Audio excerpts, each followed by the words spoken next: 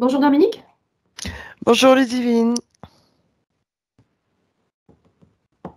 Tu es prête pour l'investigation de cette semaine? Oui, prête. Donc, comme d'habitude, pour rappel, tu ne connais pas le sujet de l'investigation. Non, Et je ne connais pas le sujet. nous avons deux parties. Nous avons deux parties. Donc, la première partie fixe avec des questions, donc les mêmes pour tous les binômes qui font ce même protocole. Et ensuite, nous avons une partie libre sur laquelle on pourra approfondir la première partie ou poser des questions, D'accord. celles qu'on a envie.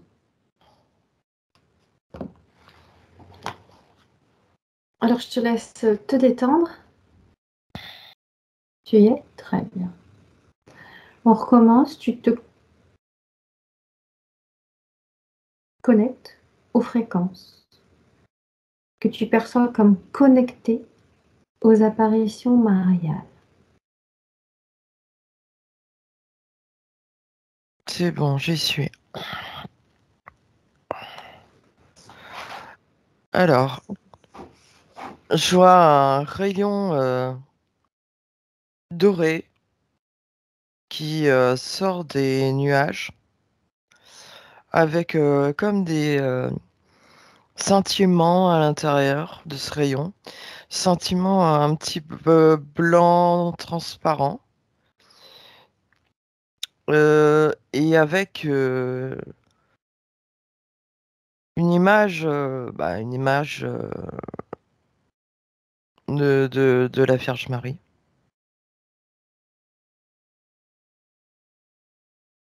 D'accord.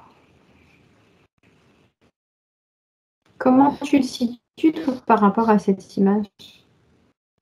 Euh, Là, je suis sur Terre, sur le sol, et je regarde le ciel. D'accord. Mais, mais si je me D'accord. dé... en... Mais en fait, je peux avoir plusieurs angles de vue, donc c'est pas la même chose selon la position. Mhm.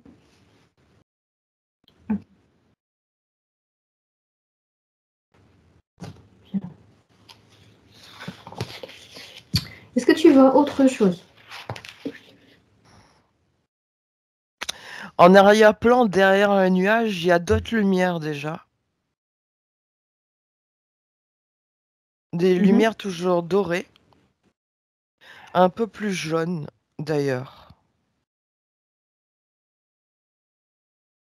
mais dans les nuages. D'accord.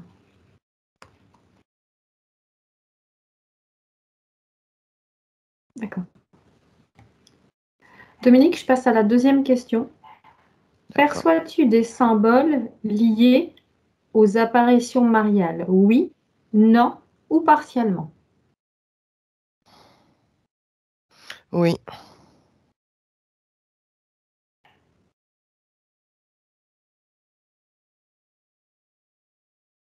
Quels sont-ils et quelle signification ont-ils?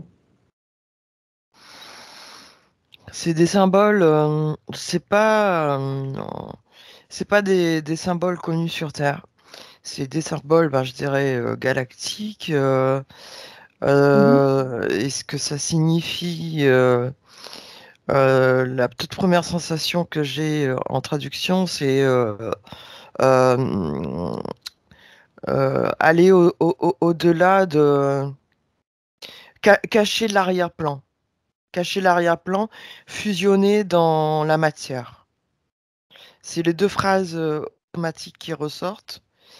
Et en fait, c'est pour Cacher l'arrière-plan. et entrer dans la matière, fusionner avec la matière. C'est pour cacher, en fait.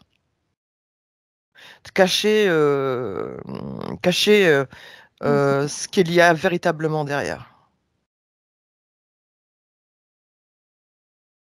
C'est des codes, en fait. C'est comme une D'accord. programmation.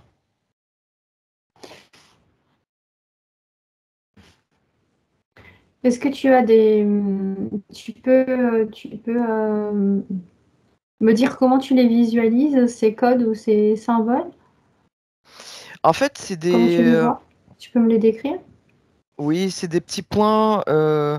Ça fait comme des, ça représente comme des, comme on verrait comme des constellations. Quand on regarde le ciel, par exemple la constellation du Lion, c'est des points en fait qui se rejoignent. Et il y en a un, c'est une pyramide avec des rayons de soleil à droite et pas à gauche, et un faisceau qui monte vers le ciel. Il y en a un, Mmh. c'est comme un... C'est quoi? Comment je pourrais décrire ça? C'est comme un... euh, Oui, on dirait un signe astrologique, mais c'est pas un signe astrologique, c'est vraiment un truc galactique en fait. C'est pas un signe astrologique, pardon. Pardon. C'est Mmh. vraiment, c'est un truc, c'est quelque chose de galactique et qui est pas de ce système solaire là. Pas du tout, hein.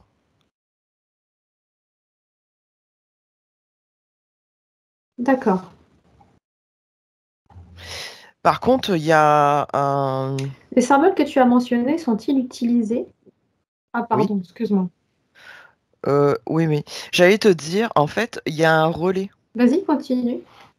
Je vois un faisceau.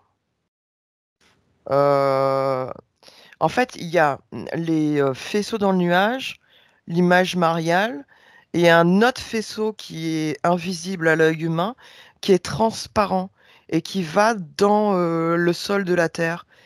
Et il y a un relais il y a quelque chose sous la Terre, en fait, qui fait un relais terrestre. Voilà ce que je vois. D'accord, très bien. D'accord, très bien.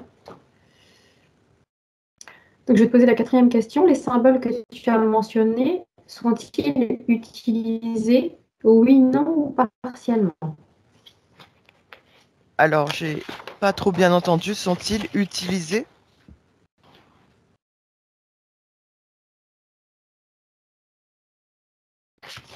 Alors, les symboles que tu as mentionnés sont-ils utilisés oui, non ou partiellement? Ceux que j'ai vus là sont utilisés partiellement.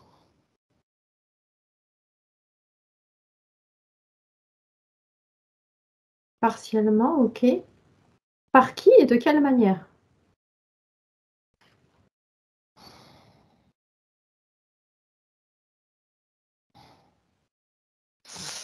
Euh, alors, il y a dans ce système solaire, il y a deux fractions de fédération. Et c'est la deuxième fédération qui n'est pas répertoriée officiellement, on va dire ça, qui utilise ces projections énergétiques pour l'envoyer aux humains. Et, et, et, euh, et c'est pas. Alors, ça ressemble à des humains, hein, mais je dirais c'est des humanoïdes.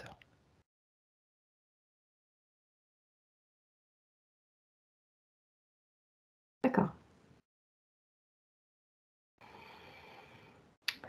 Lors des apparitions, dans la plupart des cas, les visionnaires tombent dans une sorte d'extase avant d'avoir des visions. Quelles sont les causes de l'état d'extase? Regarde.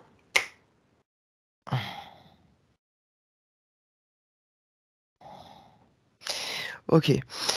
En fait, il y a des sauts qui sont envoyés éthériquement sur Terre et ça provoque des états d'euphorie et Des quoi? d'extase, des sauts, euh, des sauts angéliques en fait, des qui sont envoyés en Mhm. projection énergétique sur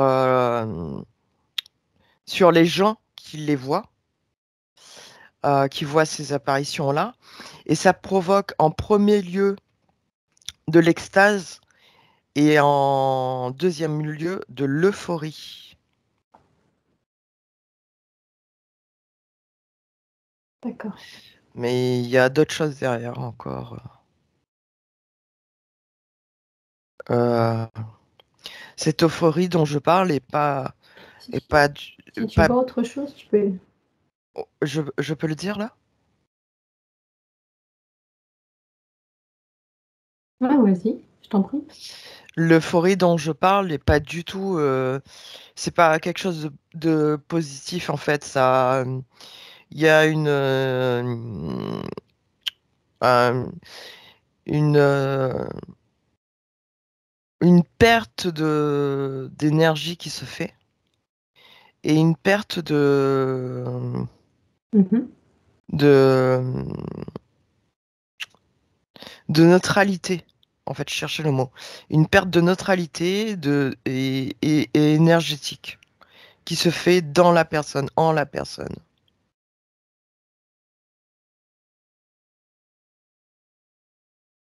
D'accord. Ok. À quoi ou à qui se connectent les voyants des apparitions mariales?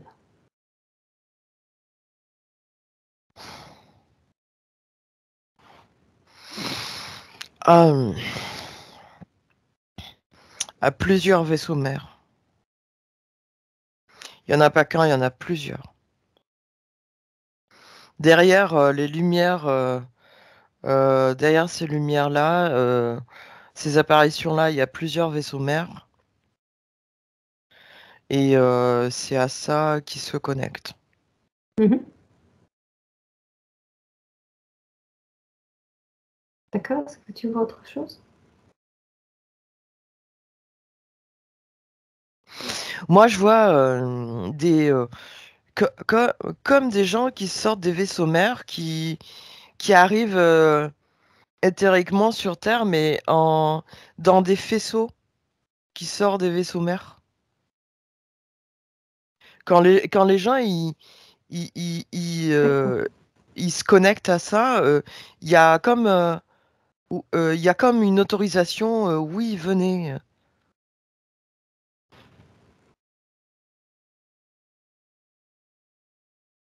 Mhm.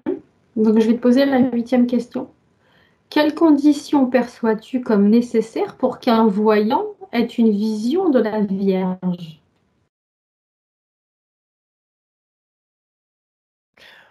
Qu'est-ce qui fait qu'une personne qui voit cette vision, quelles conditions il faut réunir pour ça? Euh, il faut que la personne soit très croyante, mais à un point Mhm. totalement dévoué, en fait. Euh, Dévouée à ce qu'elle n'a Très ne croyante de quelle manière? euh, dans le sens croire sans savoir. Voilà, je cherchais. Ouais, exactement. Croire sans savoir est vraiment le premier critère. Le deuxième critère, c'est la dévotion, mais vraiment à- à- limite à donner son âme, en fait. C'est les deux conditions. Tu peux me donner tu peux me donner plus de détails sur ces croyances? C'est quelle sorte de croyances?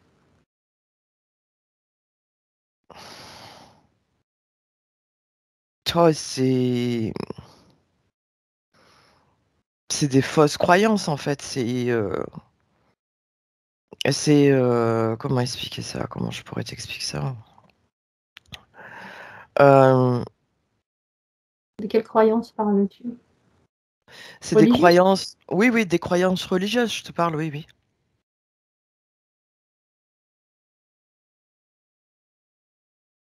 D'accord. Ok. Est-ce que tu vois autre chose? Non, pas spécialement. Pour l'instant, non. Ok, je passe à la 9e question. D'innombrables documents photographiques montrent des figures étranges faites d'énergie, des objets volants faits d'énergie pure, des globes lumineux, des disques et des triangles volants dans les lieux de l'apparition et dans les cieux au-dessus. De quoi s'agit-il et pourquoi apparaissent-ils dans le ciel?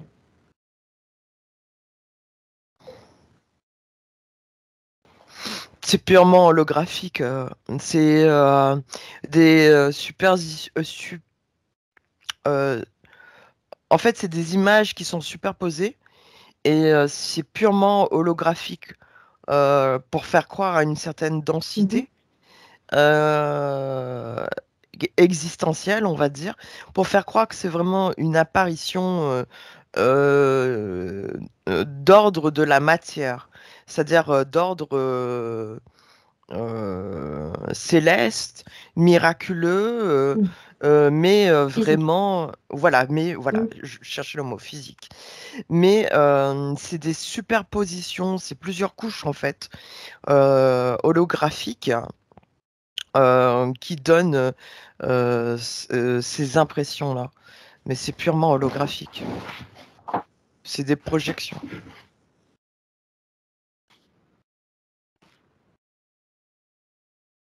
D'accord. D'accord. Les moments où se produisent les apparitions sont-ils Alors, ça a coupé. Tu me disais les moments.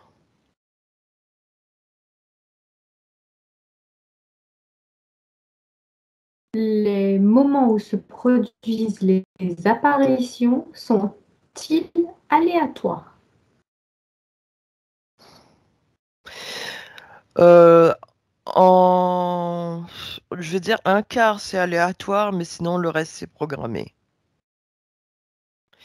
C'est-à-dire, en fait, ils peuvent programmer des apparitions et ou sinon décider un jour, allez hop, aujourd'hui, on va faire une apparition à tel endroit, à telle heure. Euh, euh, mais, euh,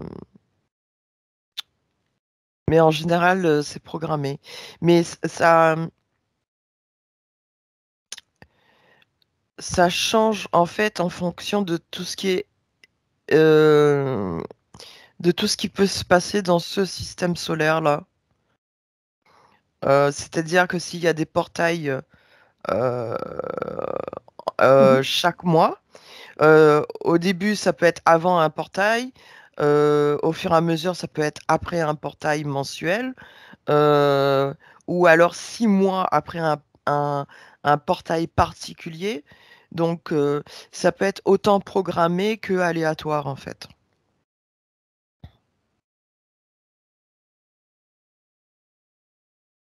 Donc, je te pose la 11e question. Les lieux où se déroulent les apparitions sont-ils aléatoires?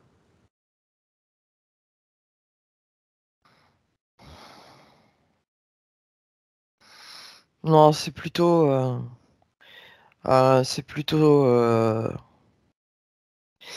alors, c'était programmé et ça devient aléatoire.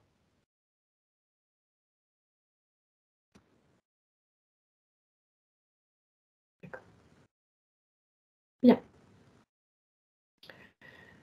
Le miracle du soleil est, selon la tradition catholique, un événement connecté aux apparitions mariales de Notre-Dame de Fatima en 1917. Quelle information en perçois-tu?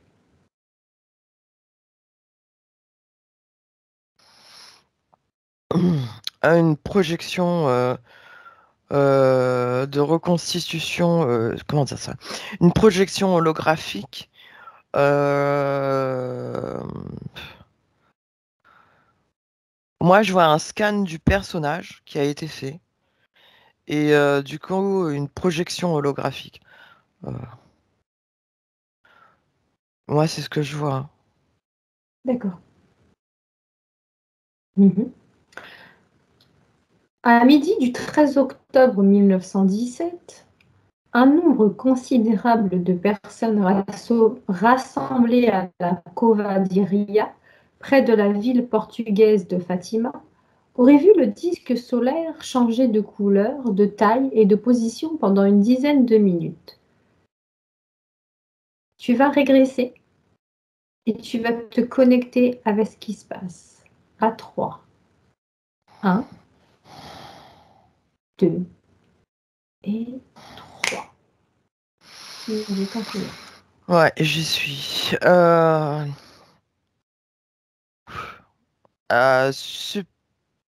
Moi, je vois des petites soucoupes qui se mettent en position comme pour donner, comme pour faire un tunnel énergétique.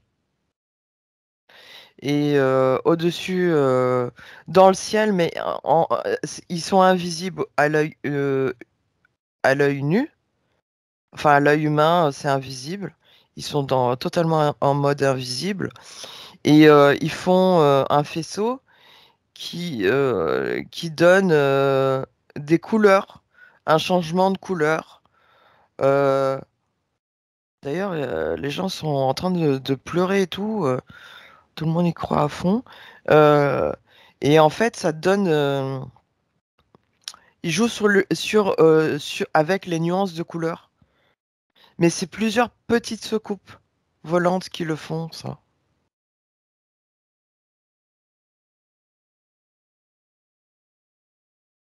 D'accord.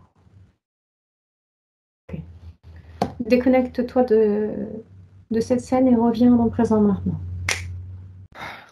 C'est bon, j'y suis. Dernière question de la partie fixe. Observe et connecte-toi uniquement ce que tu vois en commun avec toutes les apparitions en ce qui concerne le champ énergétique d'une personne immédiatement après avoir eu une apparition de la bienheureuse Vierge Marie. Qu'est-ce qui se passe avec son champ énergétique? Ça diminue. Les couches Cherche une sont. personne. Ouais, je l'ai trouvé. Et en fait, ça devient moins. Pardon. Son aura devient moins épais. Il y a. Ça s'affine. Et il y a, il y a des trous supplémentaires qui se font. Et en fait, ça se décompose comme une bulle qui éclate, Ouais. mais au ralenti, en fait. C'est, ça fait pef, pef, pef, mais vraiment au ralenti. Et il y a Donc ça touche tous pratiquement ces corps énergétiques? absolument tous les corps énergétiques. Et ouais, et sa partie subtile aussi. Mhm.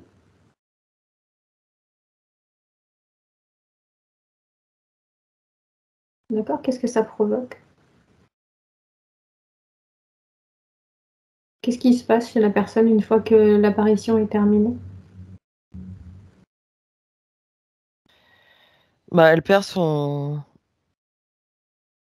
énergie vitale est collectée directement. Elle est, euh, elle est directement connectée Mhm. à des entités éthériques plus facilement.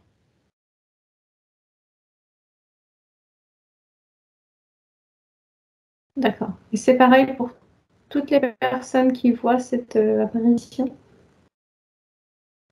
Oui, après, je te dirais, il y a des personnes qui sont un peu plus fortes, euh, psychiquement parlant, mais c'est à peu près le même résultat pour les autres personnes aussi.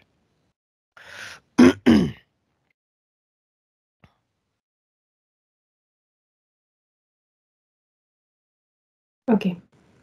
On va continuer à explorer la partie libre du protocole. Tu te déconnectes maintenant de tout ce qu'on vient de voir. Connecte-toi de toutes ces images-là. Reviens dans le présent, respire profondément. Maintenant, je vais te poser des questions sur Marie, sur l'incarnation physique de Marie. Donc Marie aurait eu un corps physique. Je veux que tu régresses à la vie de Marie, s'il y a eu vie de Marie. Je vais compter jusqu'à 3. Et à 3, tu me dis où tu es. 1, 2 et 3.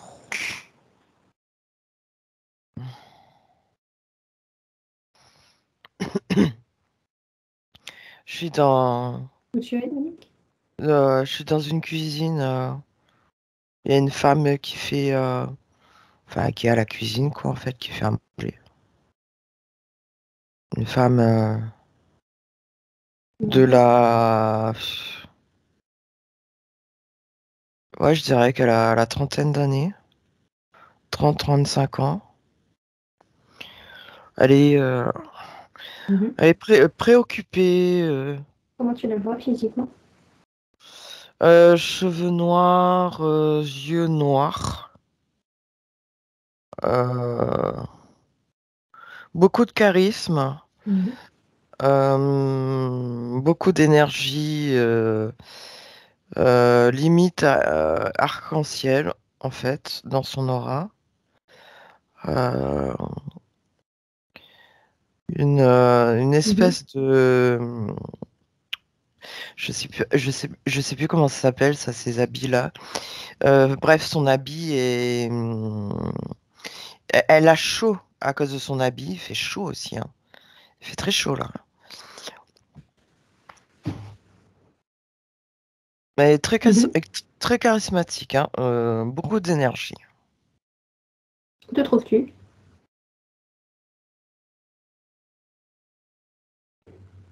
Où est-elle? Où habite-t-elle? Quel Euh, pays?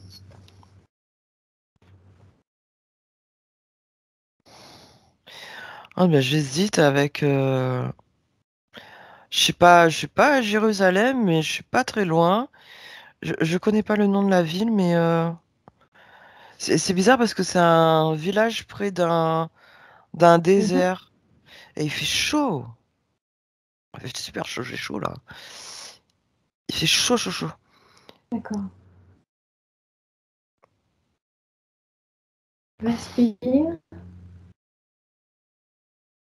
À 3, ta température s'est stabilisée. 1, 2 et 3. Tu n'es pas obligé de ressentir. Regarde seulement, comme dans un écran de télé. Comment tu te sens? Ça va, Ça j'ai... va? Ouais, ça va, merci. Ça va, j'ai plus chaud là, ça va. Ça se régule. On reste avec elle. On reste avec elle. Je veux que tu me parles de son ADN. Regarde sa partie subtile. Parle-moi de son ADN. Mais son ADN humain.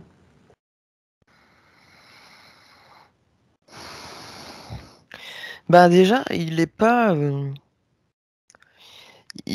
complètement humain, son ADN. Il s'est passé quelque chose. Son ADN est... Alors, je Comment? dirais pas à demi, mais il y a une fusion avec un ADN. Oula, il y a un petit peu de tout là-dedans, hein. C'est un ADN non humain. Moi, je vois reptiloïde, humanoïde. C'est les deux principaux que je vois. Et humain. Il y a 3 ADN différents.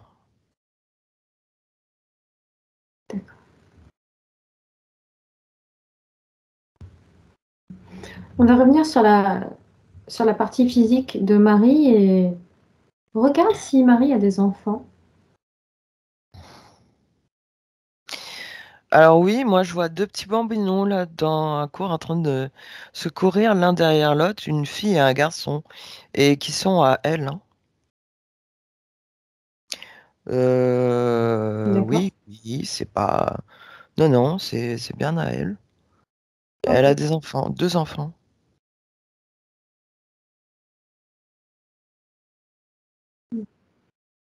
d'accord.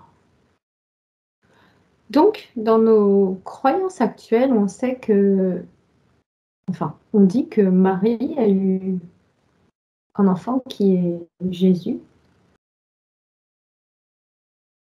Est-ce que tu vois un lien avec ces enfants?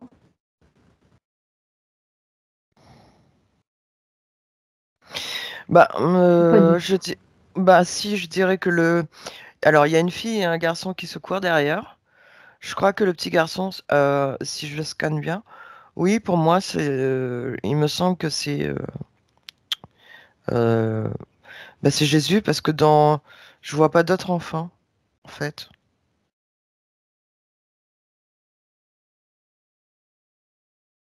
Mhm. Écoute-la parler à ses enfants. Comment les appelle-t-elle? Quel est leur prénom?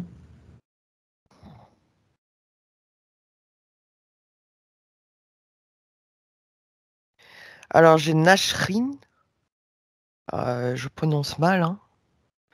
Nashrin pour la fille, Mhm. Nesh, Ne- Neshter, Neshter pour le garçon, Neshter, ouais, Neshter. Mhm. C'est en deux mots, c'est D'accord. bizarre. Bien. Ok. Je veux que tu ailles jusqu'à la mort de Marie. Et tu me dis comment elle décède et comment elle sort de son corps.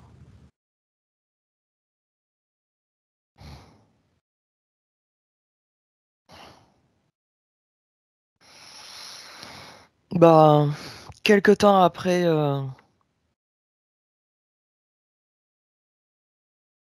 elle a été, oh là là, elle a été poursuivie et persécutée, hein, harcelée, voilà, je cherchais, poursuivie, harcelée Mhm. par des soldats en fait. Ah, elle a vécu des trucs, oh, elle a vécu des trucs pas Mhm. sympas du tout. Ils l'ont bien harcelée.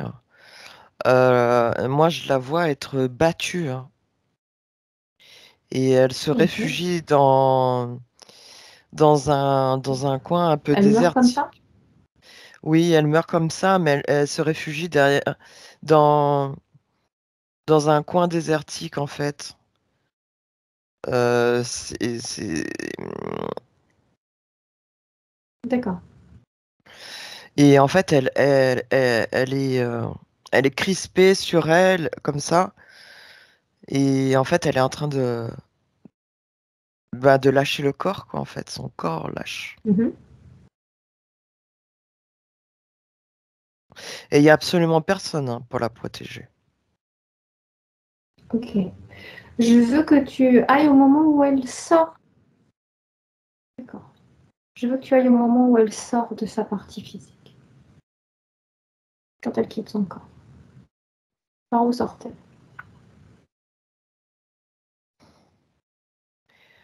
Elle sort et par le dos.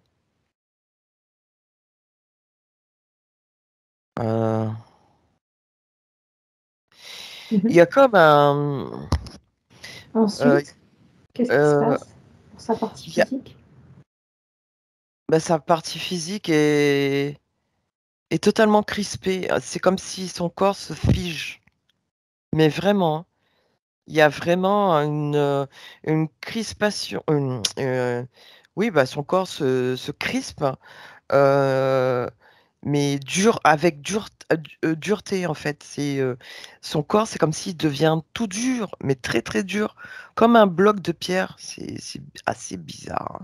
Tu me parles de, De son tu me corps parles physique. de quoi? De sa partie physique? Oui, de sa partie physique quand elle Tu me sort parles de de sa son partie corps. physique? D'accord.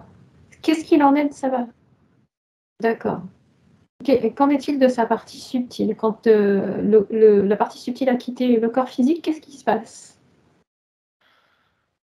Elle est accompagnée, enfin elle est accompagnée. Il y a quelqu'un qui le tend la main. C'est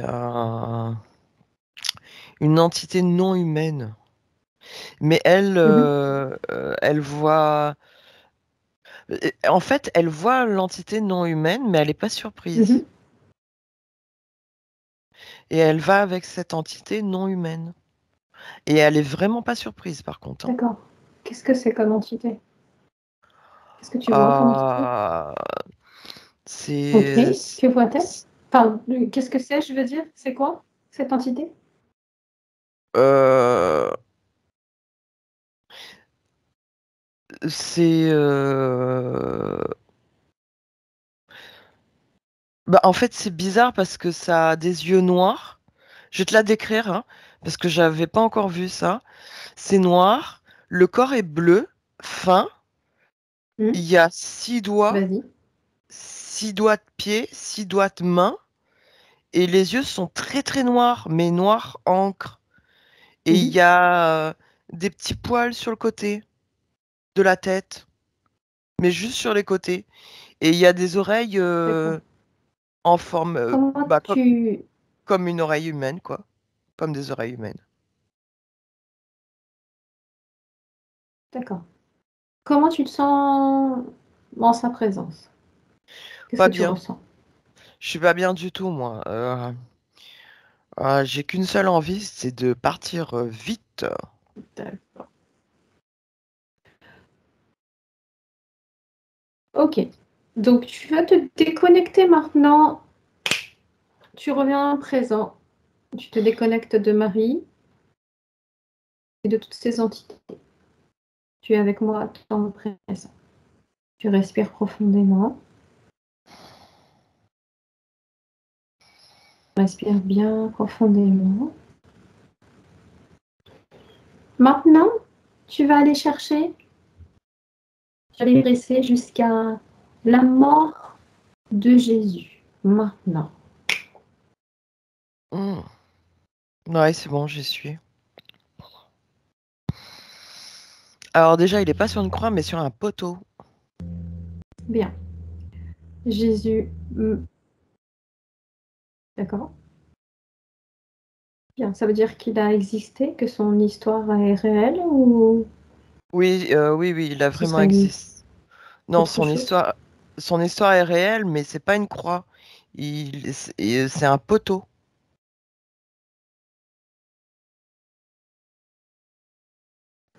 Ok. Tu avances jusqu'à sa mort, jusqu'à ce que sa partie subtile quitte son corps maintenant. Oui.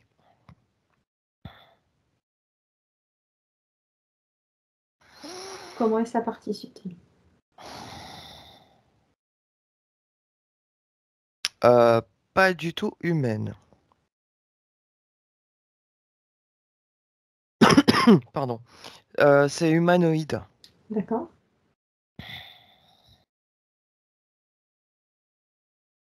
Humanoïde. Très bien. Est-ce que la partie subtile de Marie serait identique? La partie de Marie, en fait, c'est différent parce qu'il y a quand même des. Il y a une fusion reptiloïde qui s'est fait. Euh, Mm. Oui, c'est vrai. donc, Comme tu me disais donc, tout à l'heure. Mm. Ouais, donc, c'est encore différent en fait. C'est vraiment d'accord. autre chose. Là, c'est vraiment autre chose en fait. C'est un Ok, truc plus puissant. d'accord. Alors maintenant, que- d'accord. Je vais te poser d'autres questions. tu as d'un côté la partie subtile de Marie et de l'autre côté la partie subtile de Jésus. Reste avec ces deux parties comme si tu avais deux écrans, un à gauche et un à droite. Et tu vas observer sur leur ligne temporelle s'ils ont continué à s'incarner comme n'importe quelle âme humaine le ferait, comme nous, par exemple, comme toi, comme moi. Regarde s'ils ont continué leur chemin. Pour moi, non. Ils sont plus là. Dans la ligne de temps, ils sont plus là.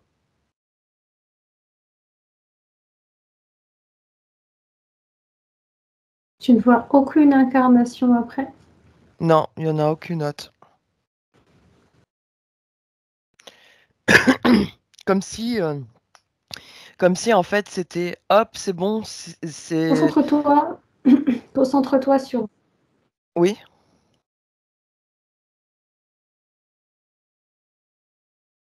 Concentre-toi sur la partie subtile de Jésus. Est-ce que déjà c'était bien Nechter de tout à l'heure? Oui, oui.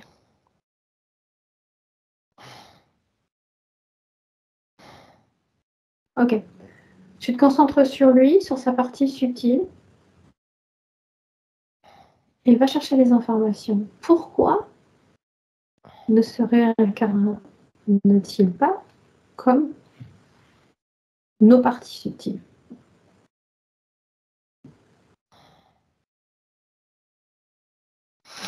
Trop méconnaissable. Trop reconnaissable, pardon. Il est. Ah, d'accord. Il a la particularité d'avoir. Ah ouais, ok.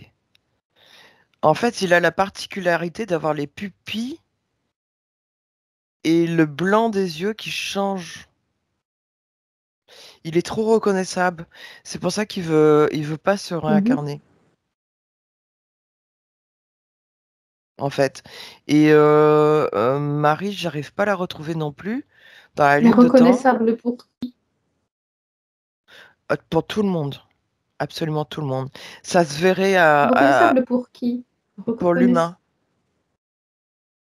pour un être humain. En fait, enfin, Alors pourquoi ça s'est pas vu quand ils étaient. Pourquoi ça s'est pas vu quand ils étaient. oui, alors, Il doit y avoir un décalage parce qu'on parle en même temps. Pour... ouais, pardon.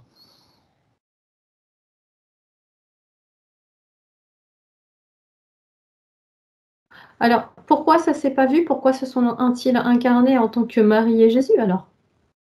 Pourquoi l'avoir fait? Bah, en fait, à cette époque, il y a des visiteurs, mais vraiment tout le temps, toutes les nuits, qui venaient travailler leur couche énergétique pour pas que ça se voit. Et en fait, euh, la Terre a changé aussi de vibration, ce qui fait que dans la ligne du Mhm. temps, ça se serait vu encore plus malgré, malgré un entretien Mhm. énergétique chaque nuit, ça se verrait forcément. Je sais pas si je me suis bien exprimée. Pourquoi se sont-ils incarnés en tant que Marie et Jésus? Quel était le but de l'incarnation? Si, t'inquiète. Ok. Bah, en fait, à la base, il y avait. Ils devaient. Ce que Jésus a fait, c'était vraiment sa mission de vie. C'était vraiment ce pourquoi il est venu euh, sur Terre. C'était vraiment. En fait, il voulait parler de tout ce qui était céleste. Il voulait pas mettre en place des églises.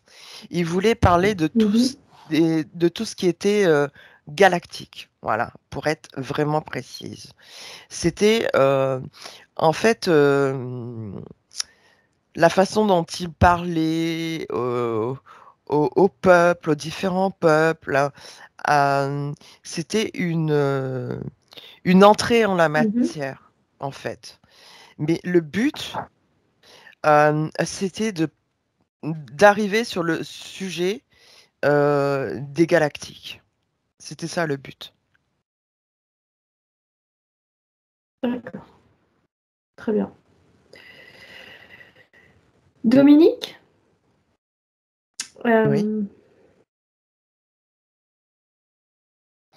quand il y a des apparitions de Marie, donc des apparitions mariales, il est dit que elle demande à ce que nous, on se sacrifie pour elle. D'accord? On est là pour se sacrifier et il paraît que c'est Jésus qui l'aurait envoyé pour nous aider. Pourquoi Marie demanderait à ce qu'on se sacrifie depuis tout ce temps? C'est totalement à l'heure. Il paraît que Marie, Jésus et Dieu sont un esprit saint, ils ne font qu'un. Ils sont toujours ensemble.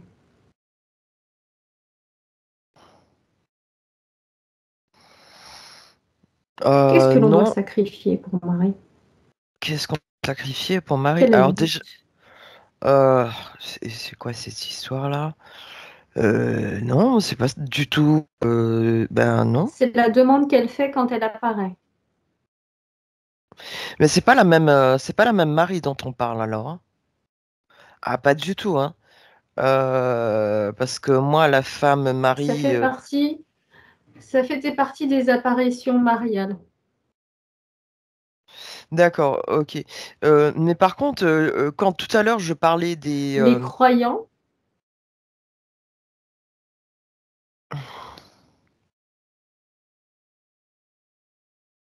Oui, vas-y. reste sur ma question. Les croyants disent que Marie nous demande de nous sacrifier pour elle. Qu'est-ce que ce sacrifice représente dans les terres? De quoi s'agit-il en fait?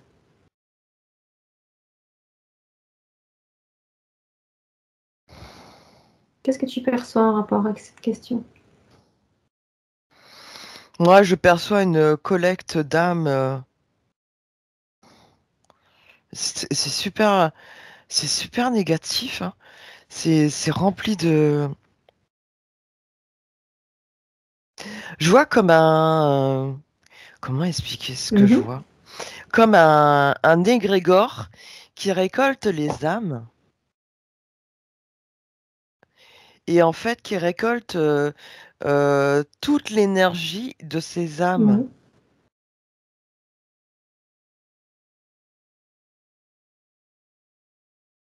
mhm, mhm. D'accord. Ok. Tu connais la prière Marie et la prière du Notre Père? Elles sont assez connues. Oui.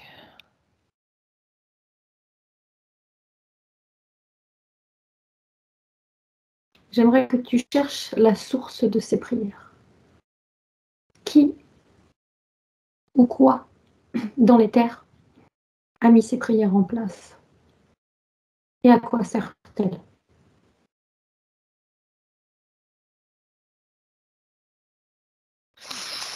Ok. Alors je vois un jeune homme qui doit avoir 28 ans à peu près.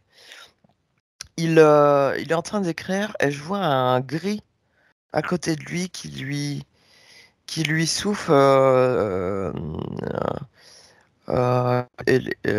ces idées-là, cette idée de prière. Il y en a plusieurs de prières. Et en fait, ça sert à ouvrir nos chakras, notre champ Mhm. nos chakras, nos énergies de chaque corps éthérique, enfin de notre corps éthérique et de tous nos corps. Et ça récolte ça fait comme si l'énergie sort Mhm. de chaque corps, mais du coup, elle est pas du tout. Enfin, moi, Mhm. je vois pas de protection, hein, par contre.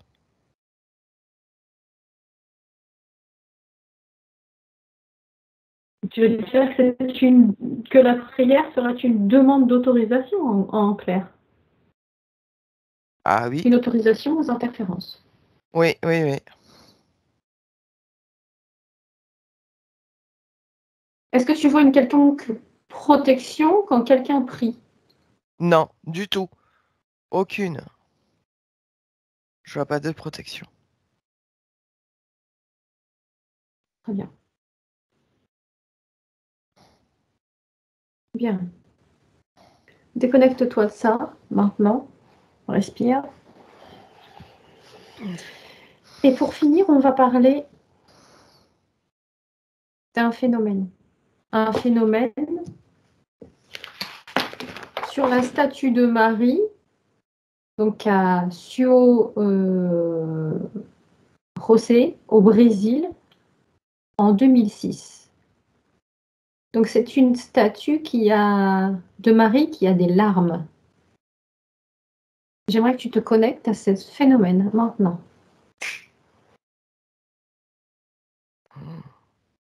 Hmm. Va au moment où le phénomène se produit. Ouais, c'est Dis-moi ce que vraiment tu du. perçois, ce que tu vois. Bah, bah, je vois des larmes de sang et je vois des larmes. Mhm, Alors, il y a des larmes de sang et puis un coup, il y a des larmes transparentes, des larmes normales, en fait. Il y a un truc qui se mhm. passe, mais c'est Regarde ce pas qui se passe. Qu'est-ce qui se la passe? la statue, elle bouge énergétiquement, c'est pas normal ça. Il y a un truc dedans.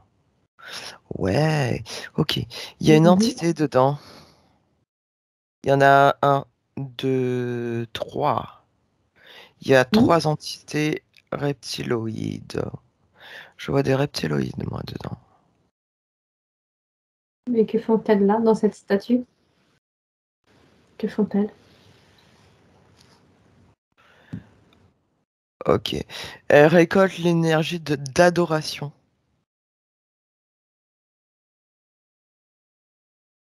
Mhm. Quel est le but de faire couler des larmes sur une statue?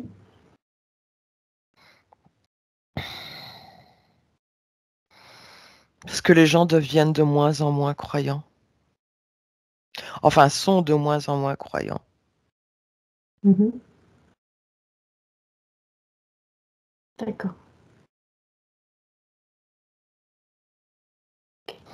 bien. Comment ils font pour faire couler des larmes sur une partie, sur une statue, sur quelque chose de physique? C'est de la... Ah. Alors, c'est du vrai sang humain, mais récolté sur des gens et ils dématérialisent pour le rematérialiser euh, bah, sur toutes les statues d'ailleurs, hein, où il Mhm. pourrait avoir du sang.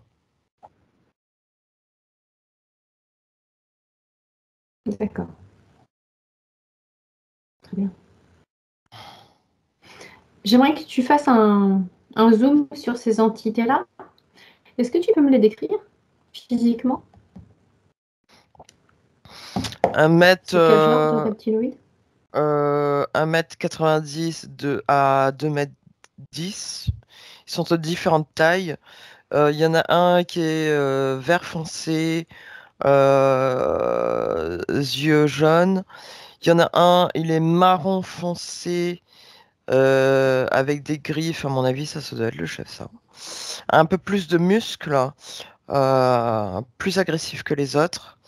C'est lui qui fait 2,10 m. Une très très grande Mhm. queue. Elle doit faire à peu près un bon 1 mètre, 1 mètre 20 à peu près. Et un qui doit avoir 1 mètre, c'est le plus petit, 1,80 m, enfin 75-80. Et il a les yeux orange et pupilles rouges. Mais c'est pas le chef, lui. Et le chef, il a les pupilles rouges, au fait, je sais pas si j'ai dit. Donc voilà, mais très. Ah, ils sont super contents là. Ils sont pas contents. Mhm. D'accord. Déconnecte-toi de ces images maintenant. Respire profondément. C'est bon. J'aimerais que tu observes dans le monde les personnes qui ont été touchées par ces apparitions. Après avoir vu cette Marie en apparition, sont-ils vraiment très croyants ou à un moment donné, leur foi s'amoindrit? Hmm. Il y a deux sortes de personnes. Il y a des personnes très très très croyantes et qui auront encore plus la foi, on va dire, encore plus élevée Mhm. en termes de puissance énergétique. Et il y a des personnes il y a comme un hic D'accord. qui se fait en elles. Il y a comme, c'est comme si les autres personnes se disent, mais c'est quoi cette histoire-là? C'est quoi ce truc? Elles sentent, en fait, elles se font pas confiance. Mhm. Elles sentent qu'il y a quelque chose qui est pas normal, en fait. Et ces personnes-là, en général, sont psychiquement D'accord. plus fortes.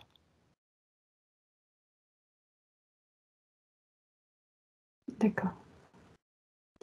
Les personnes qui sont marquées par cette vision et qui partent dans une croyance sans faille,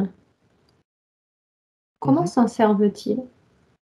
Ils la gardent uniquement pour eux ou ils la partagent? Non, l'énergie collectée est partagée avec d'autres races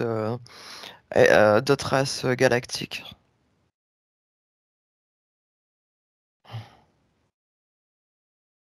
Ce que je veux dire, c'est que la partie physique de l'humain qui a vu cette apparition, est-ce qu'il prêche ensuite? Est-ce qu'il essaye de convaincre les autres d'avoir la foi, de prier, de se sacrifier pour Marie? Ah, oui. Oui, oui, oui. Il y a Ou comme. alors ils ont peur d'en parler? Non, mais il, il y en a qui vont en parler ouvertement, et puis il y en a qui vont en parler à demi-mot, on va dire. Mais si ils ont envie de convaincre, il y a comme quelque chose qui les pousse euh, à propager euh, cette énergie, en fait. Ils n'arrivent pas à garder cette énergie-là pour eux. D'accord. C'est comme s'ils veulent que Je veux que tu l'énergie regardes soit étendue, en fait. d'accord, Je sais pas comment dire. d'accord. Je veux que tu regardes ces personnes dans l'éther sur leur partie subtile. Observe leur partie subtile et dis-moi si tous ceux qui ont une vision mariale sont interférés ou pas. Hmm. Totalement interféré.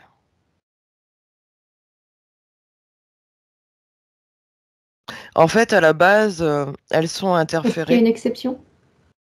et elles le sont encore plus. Il n'y a aucune exception. Aucune. Je vois pas d'exception là pour l'instant. Je vais continuer à scanner un peu. Non, je vois aucune exception.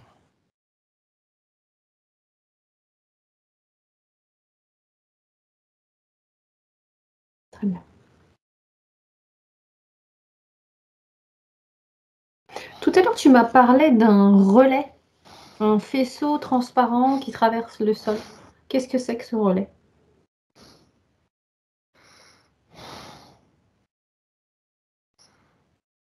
En fait, ça va au centre de la Terre. C'est bizarre ce que je vais dire, mais ça va au centre de la Terre et ça ressort par les océans.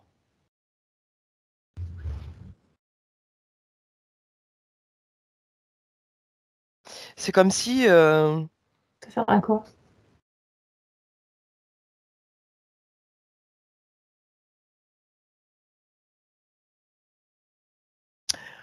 Ouh là là, ouh, c'est super compliqué ça. En fait, c'est comme un... C'est très compliqué là par contre, hein. Ça sert à créer des lignes telluriques. Ah ouais, d'accord. Ok. D'accord. Mhm. Ça crée des lignes telluriques et qui baissent la vibration de la Terre.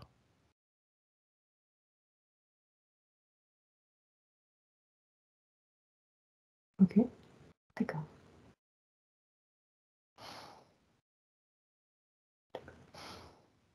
Tout à l'heure, tu m'as parlé de fusion avec la matière, de cacher l'arrière-plan et de fusionner avec la matière. Pourquoi?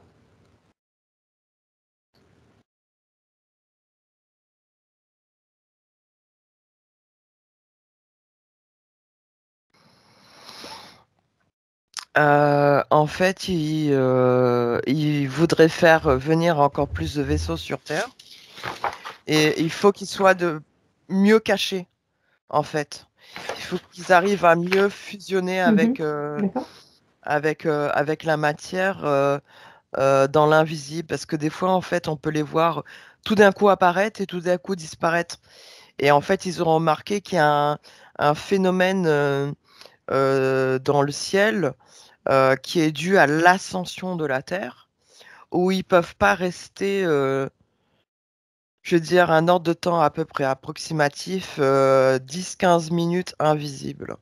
Et ils sont en train de faire, j'ai des frissons, ils D'accord. sont en train, ils sont en train d'essayer de déprogrammer ça pour reprogrammer, en fait. Bien. Dominique, tu sais que dans notre travail d'hypnose, on connaît les humanoïdes puisqu'on les rencontre et on sait qu'ils ont une technologie qui fait ils nous prennent notre propre énergie pour nous la renvoyer afin de nous faire croire que nous sommes en présence d'un ange, donc d'une lumière intense. Et il y a cette extase dans les sessions, même le télépathe se sent bien, mais Mhm, c'est un leurre. On sait que c'est un leurre. Cette femme mhm. humanoïde avec sa technologie. Est-ce que ils se servent de cette même technologie pour les personnes croyantes, pour les apparitions mariales, Oui, ou c'est juste de l'hologramme? en fait, il y a les deux, il y a hologramme et aussi cette technologie humanoïde. Les deux ont, c'est vraiment une nouvelle, une avancée technologique galactique. C'est une fusion de ces trois choses-là. Euh, D'accord. les énergies, les hologrammes, la technologie humanoïde.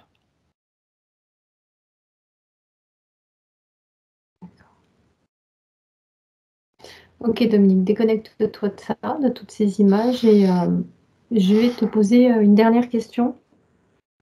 Tout à l'heure, tu m'as parlé d'une fraction, tu m'as parlé d'une entité que tu n'avais jamais vue auparavant. Une entité bleue.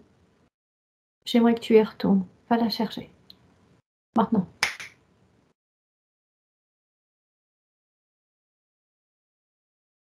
Ouais, je la vois. Hmm. Bien. J'aime. euh, c'est comme un.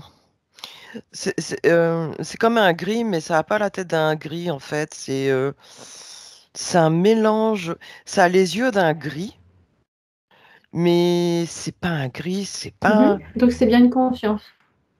C'est. C'est pas. Tu m'as dit quoi, pardon? Donc c'est bien une conscience. Oui, oui, c'est bien une conscience. Oui, oui.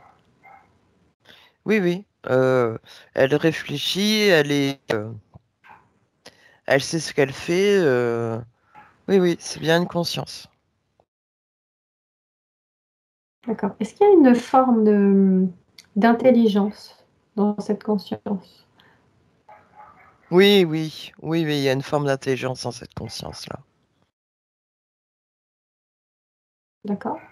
Est-ce qu'il a sa propre lumière comme nous, sa propre énergie, ou il est obligé d'aller en chercher?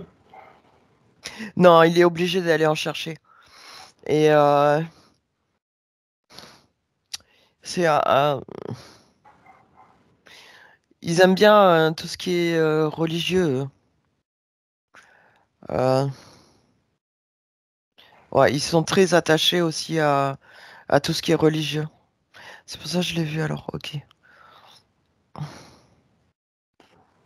On regarde d'où il vient, d'où cet être vient. Ça vient pas de ce système solaire-là. Hein. C'est pas de ce système solaire-là.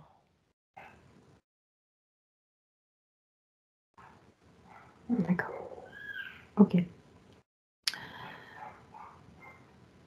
Je... Est-ce que tu peux me dire pourquoi on ne le rencontre pas en session, cette entité? Pourquoi tu ne l'as jamais vu?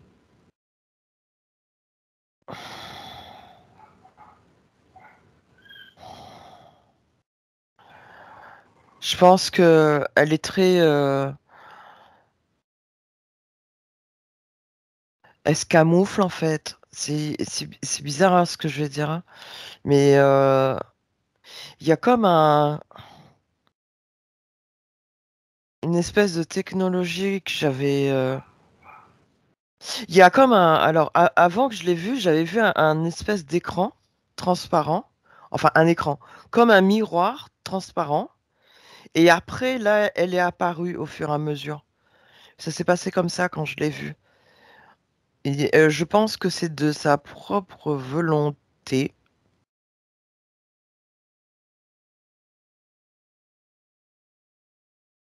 Elle est Mhm. très.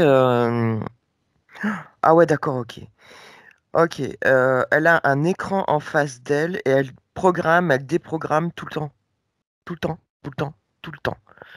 Toutes les secondes, elle déprogramme des choses dans l'éther. Oh, waouh! Ouais, j'avais jamais vu ça, moi. Ça veut dire, qu'est-ce que ça veut dire? Ça veut dire qu'elle peut se cacher à volonté? Oui. C'est quoi sa faille? Attends, je vais Comment on chercher. peut la... Ok, il faut bouger tout le temps, en fait. Parce que moi, elle s'est montrée à moi. Mais là, j'arrête pas de bouger, en fait. Et en bougeant tout le temps, je la vois à chaque fraction de millième de seconde. Euh, et c'est comme ça que je peux la voir tout le temps. Il faut bouger tout le temps. Euh, D'accord. parti- Partir à droite, à gauche, devant, derrière, absolument tout le temps. Dominique, quel rapport elle a avec les apparitions mariales? Il y a des choses qu'elle programme pour que ça ne se voit pas. Qu'est-ce qui ne se voit pas?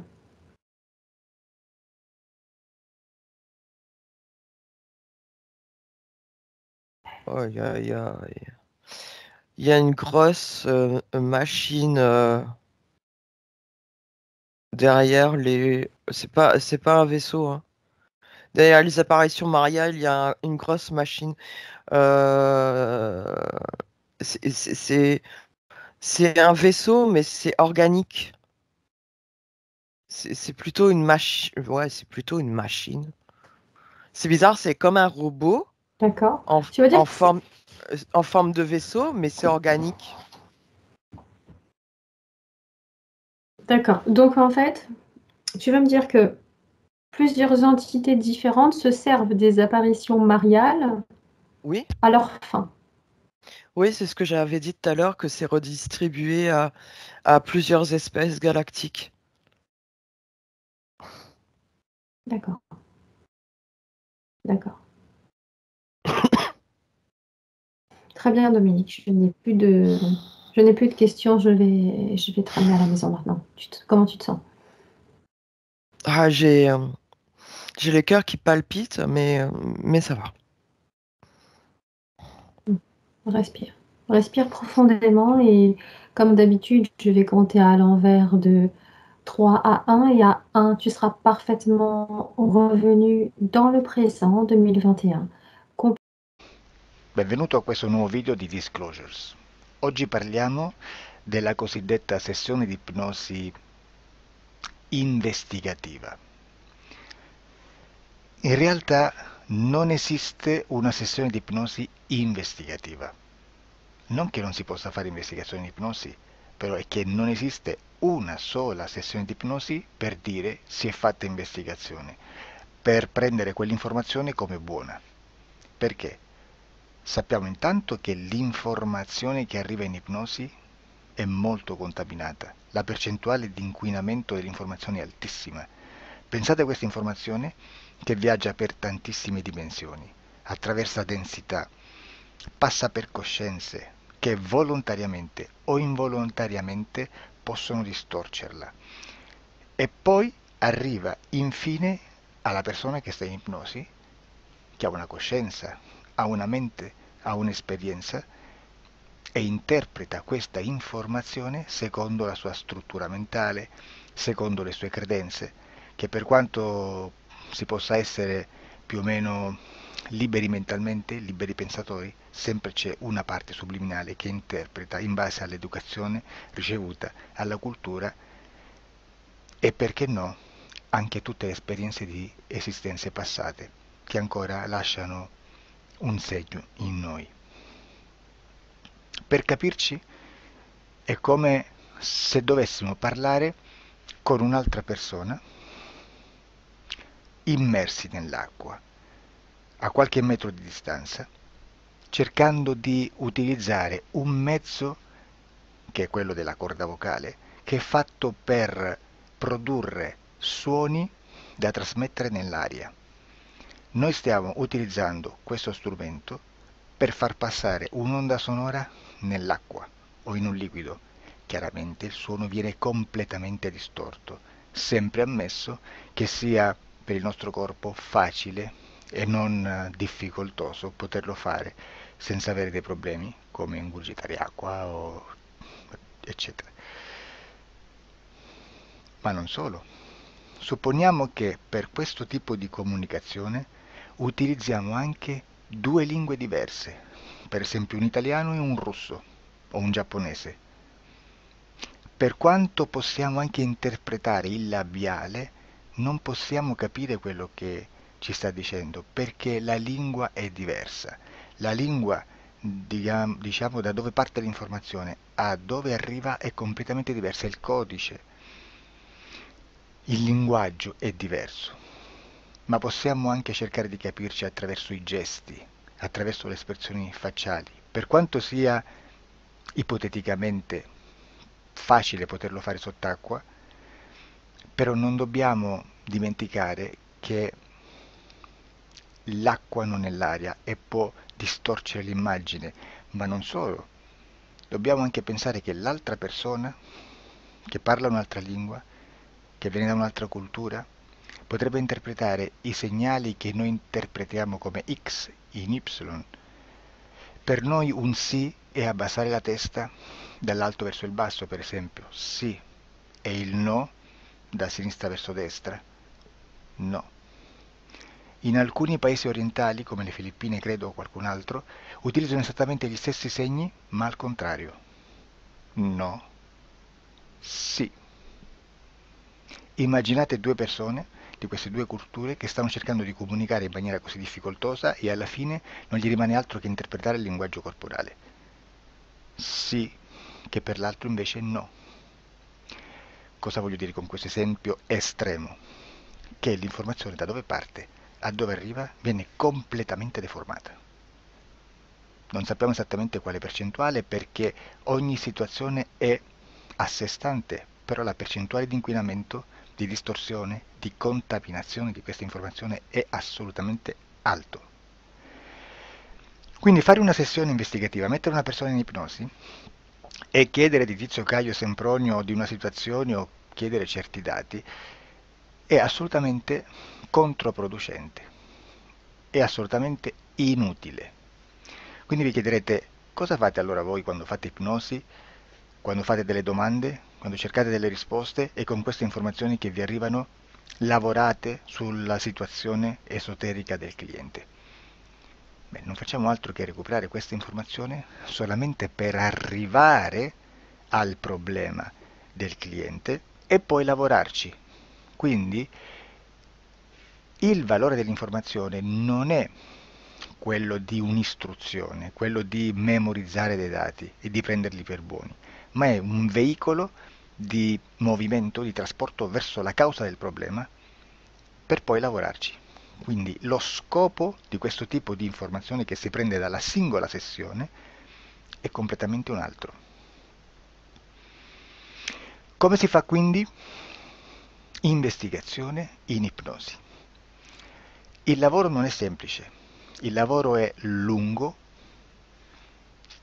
difficoltoso, stancante. È necessario farlo anche in squadra perché bisogna moltiplicare il numero di sessioni da fare e una sola persona potrebbe farlo soltanto in un tempo estremamente largo. Noi abbiamo delle informazioni che prendiamo ormai per buone, ci lavoriamo, danno dei risultati e quindi per noi sono buone.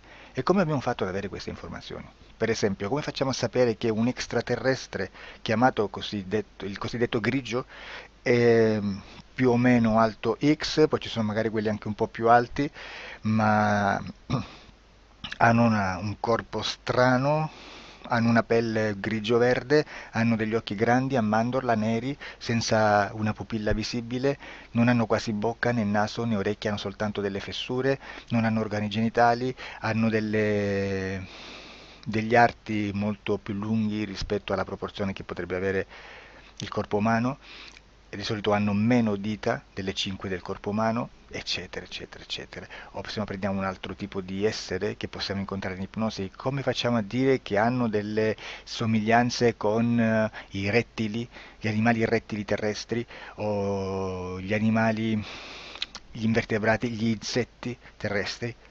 Perché? Perché siamo sicuri di questa informazione e ci lavoriamo e quando ci arriva la prendiamo già per buona, nonostante sia anch'essa contaminata. Perché queste informazioni sono arrivate da tantissime sessioni, fatte da tantissime persone, con tantissime altre persone sotto ipnosi e che nel contesto di tutto il lavoro gli uni non sapevano degli altri. Questo dato può essere più o meno rilevante, sempre c'è contaminazione e quindi possiamo prendere per buono anche un gruppo di lavoro dove l'uno possa sapere dell'altro. Ci potrebbe essere una contaminazione del contesto di quel gruppo di lavoro, ma si aggiunge semplicemente una piccola percentuale di questa contaminazione a già la grande che esiste. Non è così impossibile lavorarci. Da tutte queste sessioni, da questo grande numero di sessioni, migliaia, diciamo migliaia, noi prendiamo solamente quell'informazione che è uguale a tutte, che è in comune a tutte. o a quasi, perché magari in qualcuna ci potrebbe essere niente in comune per una fortissima contaminazione, perché no? Ma dobbiamo prendere una stragrande maggioranza proporzionalmente abnorme rispetto a quello che potrebbe essere un minimo di scartabile, e lì possiamo prendere per buona questa informazione. Quindi se noi su 10.000 persone diverse, con operatori anche diversi, in cui in ogni sessione vediamo un essere che più o meno ha le stesse caratteristiche del grigio o dell'insettoide, a forma di mantide religiosa, o il rettile a forma di lucertola, per esempio, di serpente o di quello che sia, o se vediamo il pianeta Marte più o meno di colore rosso, o se vediamo dei sotterranei eterici, non fisici, nel sottosuolo terrestre, soprattutto sotto le grandi città, dove c'è concentrato molto potere, molta energia di questo tipo, e che più ne hai più ne metta. Se vediamo degli impianti che hanno certi tipi di funzioni, certi tipi di forme in certe parti del corpo, e questa informazione la ritroviamo tutta o quasi in tutte le sessioni fatte, eseguite, realizzate da tanti anni a questa parte, significa che quella è una informazione affidabile. E vi posso garantire che stiamo parlando di una percentuale bassissima. Su un 100% staremo, credo, forse più in basso di un 3, di un 2-3%. Immaginate, tutto il resto è spazzatura, è informazione spazzatura. Sì, spazzatura.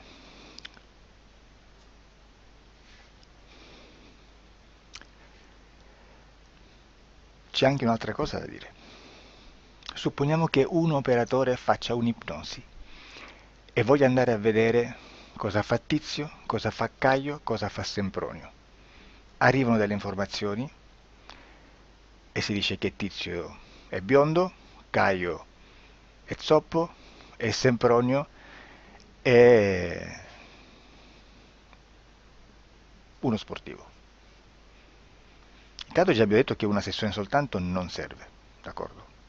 Ma poi c'è da dire che una coscienza, un essere, in ambiente subliminale, la sua parte subliminale potrebbe non dare autorizzazione a questa fuoriuscita di informazioni. Mi potreste dire, e allora tu quando chiedi agli esseri cosa fanno, cosa non fanno? Beh, intanto la prendo sempre con le pinze, perché abbiamo sempre detto che tutto è molto contaminato e mi serve solo per dirigermi da una parte. Ma c'è anche da dire che se un essere interferisce con l'altro, ha aperto un canale di comunicazione a cui non può ovviare, a meno che non lo recida, non lo annulli. Quindi quando io faccio la domanda a un essere, se lo faccio attraverso l'interferito, mi arriva l'informazione per un canale aperto che sottostà alla volontà dell'interferito. Sulla volontà dell'interferito parleremo in un prossimo video disclosures. Però, se io voglio fare un'investigazione sopra Tizio, Caio e Sempronio, che non hanno nessun collegamento, nessuna interazione e nessuna interferenza con il soggetto con cui io sto realizzando l'ipnosi, non è detto che mi arrivi questa informazione. Assolutamente. Potrebbe esserci completamente un muro. Come potrebbe esserci informazioni, perché quell'altra parte potrebbe autorizzare comunque. Ma non è detto. E comunque quando ci arrivano informazioni, in una situazione di non interferenza o non interazione, non possiamo sapere esattamente se sono informazioni che ha autorizzato la parte subliminale dell'altra persona o dell'altro essere, o qualche altro essere, qualche altra entità furba approfitta della situazione, osserva quello che sta succedendo, si mette in mezzo, si fa passare per l'altro e dà informazioni ovviamente distorte, prima perché non è detto che debba conoscerle, e anche se fosse potrebbe manipolarle a sua volontà e a suo vantaggio. E quindi immaginate che situazione ridicola ci si viene a trovare, in quale situazione ridicola ci si viene a trovare in questi casi. Da qui si vede quando un operatore riesce a utilizzare l'informazione in ipnosi come per lavorare su un soggetto. Da qui l'osservatore attento delle sessioni di ipnosi riesce a capire se quell'ipnosi è un'ipnosi affidabile, un'ipnosi con un livello di informazione certa, con una alta percentuale di informazione certa. Non vi nascondo che in futuro potrei anche impostare un lavoro per decifrare che livello di certezza di informazione c'è in un'ipnosi, analizzandola e spiegando il perché, spiegando i meccanismi di analisi di un'informazione in ipnosi, che poi anche è molto istintivo. Supponiamo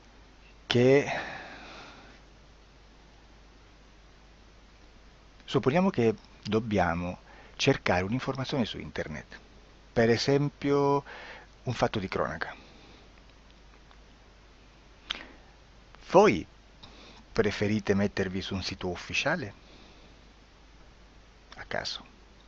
L'ANSA in Italia, ADN Kronos, qualche telegiornale che per quanto possano manipolare l'informazione ad alti livelli, comunque possiamo dare affidabile la fonte dell'informazione che viene trasmessa. Non possono trasmettere una bufala sicuramente. Verrà sicuramente manipolata ad altri livelli. Ne parleremo in altri video, ma a livello base la fonte è certa.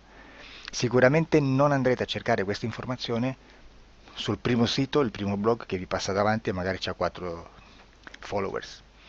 Perché? Perché non vi dà nessuna garanzia della certezza della fonte. Non c'è un controllo né nella struttura interna di questa agenzia di informazione e né dal grande pubblico, che per la quantità di persone che attingono quell'informazione si può dedurre se l'informazione è certa o meno, perché è un'informazione che passa in un pubblico così vasto che se ci dovesse essere una distorsione con la realtà è molto probabile che venga fuori. Credo che abbia detto quasi tutto sulle sessioni investigative. Prima di chiudere aggiungo che proprio per questo stiamo conducendo dei cicli di investigazione in ipnosi regressiva che comprendono tante sessioni con persone diverse, con una buona o eccellente suscettibilità ipnotica sicuramente, per poter indagare su spazi ristretti su alcuni temi. Perché dico spazi ristretti? Perché se andiamo a prendere eventi grandi nel tempo, nello spazio, storici, parlare di qualcosa di molto generico implica una quantità di sessioni abnorme. Immaginate se dovessimo fare una sessione investigativa sui buchi neri, quanta informazione ci sarebbe e quante informazioni da filtrare. Sarebbe quasi impossibile farlo in questa maniera. Ma se noi riduciamo lo spazio di investigazione, se noi prendiamo per esempio, investighiamo sulla pedofilia nella Chiesa Cattolica, ecco, se già restringiamo il campo d'azione è molto più facile che possiamo attingere informazioni affidabili, presuntamente affidabili, con un numero di sessioni sicuramente alte, ma ridotte rispetto ad altri tipi di sessioni molto più generiche, su temi molto più generici. Quindi per fare anche delle investigazioni su temi molto generici bisogna suddividerli in temi, in dettagli, per poi alla fine, quando tutta l'informazione è stata filtrata ed è stata dedotta l'informazione comune, si possono mettere insieme per cominciare a costruire il quadro, mettere insieme tutti i puzzles. Questo è il vero senso dell'informazione in ipnosi, quando si fa ipnosi investigativa. La sessione per risolvere una problematica, un problema, con una presunta origine esoterica di un cliente, di una persona, è un'altra cosa, sono altri metodi, altre tecniche e l'informazione si usa in un'altra maniera, ha un altro scopo. Grazie, ci vediamo al prossimo video. Disclosure.